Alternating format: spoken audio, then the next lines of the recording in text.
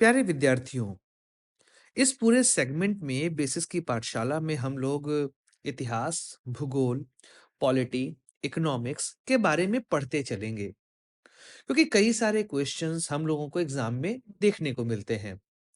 ऐसे में जो पहला हमारा यहाँ पर सेगमेंट होगा, वो आधुनिक भारत का होगा क्योंकि आधुनिक भारत से सबसे अधिक सवाल हम लोगों को एग्जाम में देखने को मिलते हैं।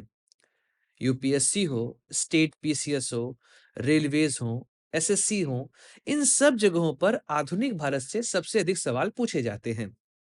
ऐसे में हम लोग यहाँ पर चैप्टर के अनुसार पढ़ते चले जाएंगे और आधुनिक भारत में जो पहला सेगमेंट यहाँ पर है, वो हमारा चैप्टर है भारत में यूरोपियों का आगमन। क्योंकि भारत में जब यूरोपीय आए, उसके बाद से भारत की राजनीति लगातार बदलती चली गई। इस चैप्टर को हम किस तरीके से पढ़ेंगे, पहले इसके विषय में जानते हैं।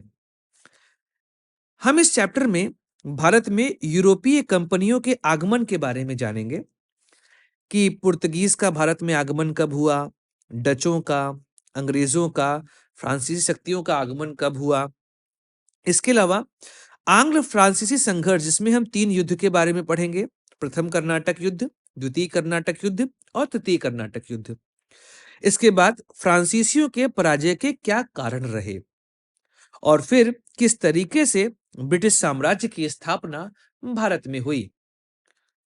पहले हम जान लेते हैं कि भारत में किस क्रम में यूरोपीय जो कंपनियां थीं वो आईं। अगर यहां पर देखेंगे तो जो सबसे पहली कंपनी भारत में आती है वह है पुर्तगाल की कंपनी, जिसकी स्थापना 1498 ईस्वी में हुई थी। इसके बाद ईस्ट इंडिया कंपनी की स्थापना हुई 1599 में। फिर डच, जिसकी स्थापना 1602 ईस्वी में हुई। डेंस, डेनमार्क की कंपनी 1616 में आई। फिर उसके बाद फ्रांस की कंपनी आती है जो कि 1664 में बनाई गई थी। दोस्तों, अब बात करते हैं पुर्तगालियों के भारत में आगमन की, कि कैसे पुर्तगीज भारत आए और यहां पर उन्होंने अपना साम्राज्य स्थापित किया। यूरोपीय शक्तियों में सबसे पहले पुर्तगालियों ने भारत में प्रवेश किया। नए समुद्री मार्ग की खोज करते हुए वास्को डी गामा 1498 ईस्वी में केप ऑफ गुड होप के रास्ते भारत पहुंचा। वह यहाँ के पश्चिमी तट पर आया था और बंदरगाह था कालीकट। उस दौरान वहां का शासक था जमोरिन। उसने स्वागत किया वास्को डी गामा का। लेकिन यहां पर केप ऑफ गुड होप के बारे में जानना जरूरी है, क्योंकि जब केप ऑफ गुड होप की बात आती है तो उसी के बाद भारत के समुद्री मार्ग की खोज हुई थी। वास्को डी गामा के आगमन से पूर्व 1487 ईस्वी में बार्थोलोम्यू डियाज नाम का एक पुर्तगाली नाविक था जो कि अफ्रीका के दक्षिणी सिरे तक पहुंचा और उसने इस स्थान को नाम दिया केप ऑफ गुड होप। पुर्तगाली कंपनी की स्थापना एस्टादो द इंडिया के नाम से 1498 में की गई थी। भारत में प्रथम पुर्तगाली किले की स्थापना 1503 ईस्वी में कोचीन में हुई और द्वितीय किले की स्थापना 1505 में कन्नूर में की गई। प्रथम गवर्नर के रूप में फ्रांसिस्को डी अल्मेडा, यहां पर आप देख रहे हैं, फ्रांसिस्को डी अल्मेडा का भारत में आगमन 1505 ईस्वी में हुआ। अल्मेडा ने भारत में नीले या शांत जल की नीति को अपनाया। इस नीति के माध्यम से अल्मेडा का यह सोचना था कि ऑनशोर पर अपने किले का निर्माण न करके अगर हम समुद्री क्षेत्र पे अपना अधिकार करेंगे तो उससे भारत में अपने साम्राज्य की स्थापना करना आसान हो जाएगा। 1509 में अल्फांसो डी अल्बुकर्क अगले पुर्तगाली गवर्नर के रूप में भारत आए, जिसे भारत में पुर्तगाली शक्तियों का वास्तविक संस्थापक माना जाता है। 1510 में अल्बुकर्क ने गोवा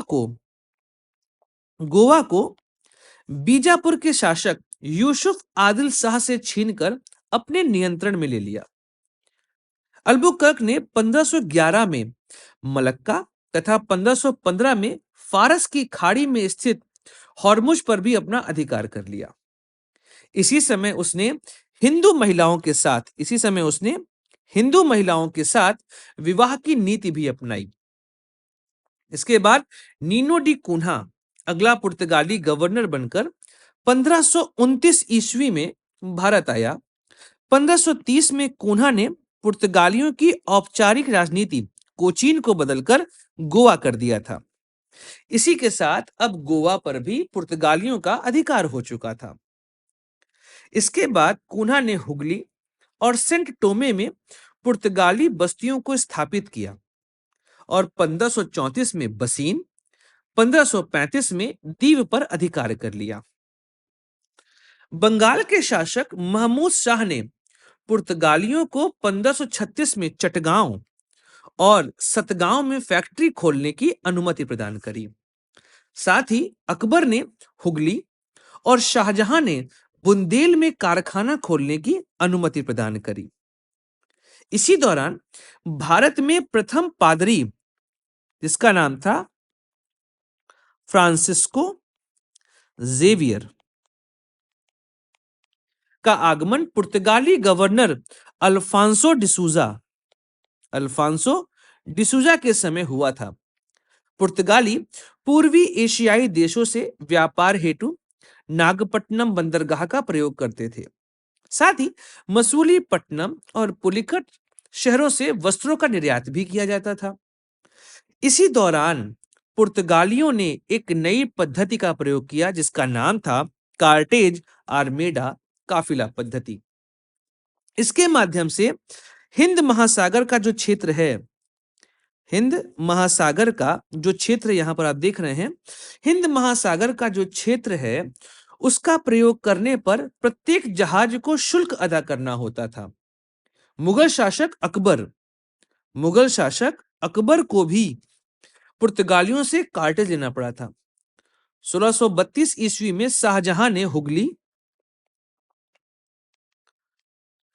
को पुर्तगालियों के अधिकार से छीन लिया और 1686 में चटगांव में समुद्री लुटेरों का औरंगजेब ने सफाया कर दिया। पुर्तगालियों का भारत में आने पर कई और प्रभाव पड़ा, जैसे कि तंबाकू की खेती, लाल मिर्च की खेती, जहाज निर्माण और प्रिंटिंग प्रेस की शुरुआत पुर्तगालियों ने ही की थी। 1556 में गोवा में प्रथम प्रिंटिंग प्रेस की स्थापना की गई। यहां पर आप उसके चित्र देख रहे हैं। इसके अलावा गौथिक स्थापत्य कला पुर्तगालियों की ही देन है। तो इसी के साथ पुर्तगालियों का आगमन हमने भारत में देखा। यह भारत में आने वाले सबसे पहले यूरोपीय थे और जाने में सबसे लास्ट में थे। इसके बाद डचों का आगमन भारत में होता है। अगर डचों के बारे में बात करें तो नीदरलैंड या हॉलैंड के निवासी पुर्तगालियों के पश्चात भारत आए। 1596 में कार्नेलिस डी हाउटमैन, यहां पर आप उनका चित्र देख रहे हैं, यह आने वाला प्रथम डच नागरिक था। 1602 ईस्वी में डच ईस्ट इंडिया कंपनी की स्थापना वेरिंगते ऑस्टिंदिशे कंपनी की स्थापना की गई। भारत में प्रथम फैक्ट्री जो डचों ने लगाई थी वो मसूलीपट्टनम में थी, जो कि 1605 में बनाई गई थी। भारत को वस्त्र निर्यात का केंद्र बनाने का श्रेय भी डचों को ही जाता है। 1759 में बिदरा का युद्ध होता है अंग्रेजों और डचों के बीच में, जिसमें डच पराजित होते हैं। इस युद्ध में अंग्रेजी सेना का नेतृत्व क्लाइव कर रहे थे। माना जाता है कि डचों की पराजय का मुख्य कारण उनके नौसेना का कमजोर होना था। डच इसके बाद भारत छोड़ के चले जाते हैं और इंडोनेशिया पे अपना अधिकार करते हैं और उसे अपनी कॉलोनी बनाते हैं। विद्यार्थियों, आज का जो क्लास है हम यहीं पर समाप्त करते हैं। हम अगले लेक्चर में बात करेंगे अंग्रेजों की और फ्रांस की। इसके अलावा आने वाले समय में हम बात करेंगे किस तरीके से अंग्रेजों ने भारत में अपना आधिपत्य जमाया था। तो याद दीजिए अपने दोस्त सुधांशु को। आज एंड करते हैं अपना वीडियो। लाइक करिए, शेयर करिए और सब्सक्राइब करिए इस चैनल को। जय हिंद, वंदे मातरम, भारत माता की जय।